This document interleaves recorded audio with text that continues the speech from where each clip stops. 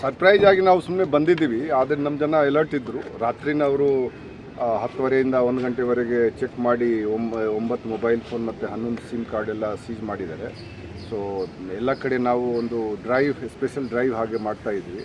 So ಆ drive ಪ್ರಕಾರ ಇವರು ಶೇಷಮೂರ್ತಿ ಅವ್ರ ನೇತೃತ್ವದಲ್ಲಿ ಇದು ಮಾಡಿದರೆ ಅವ್ರಿಗೆ 30,000 ಬಹುಮಾನ ಕೂಡ ಈ ತಂಡಕ್ಕೆ ನಾವು ಕೊಡ್ತಾ ಇದ್ದೀವಿ.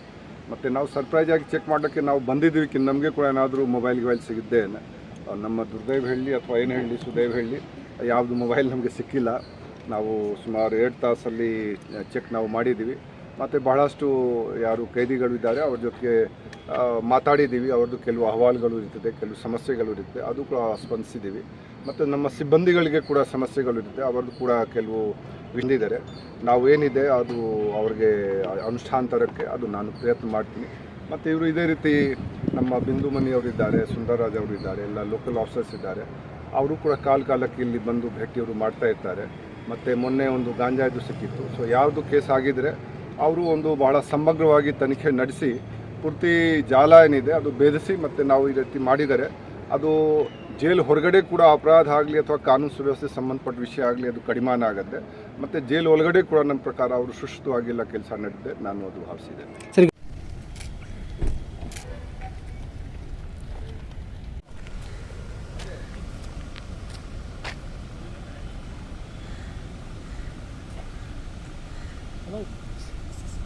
ಸರ್, ಒಂದು ಸ್ವಲ್ಪ ಜಾಗ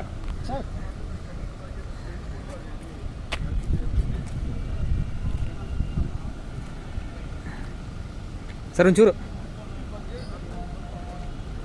ಸರಿ ಸರ್, ಒಂಚೂರು ಜಾಗ ಕೊಡಿ sir. Sir hello sir, sir ಒಂಚೂರು ಈ ಕಡೆ ಸರ್.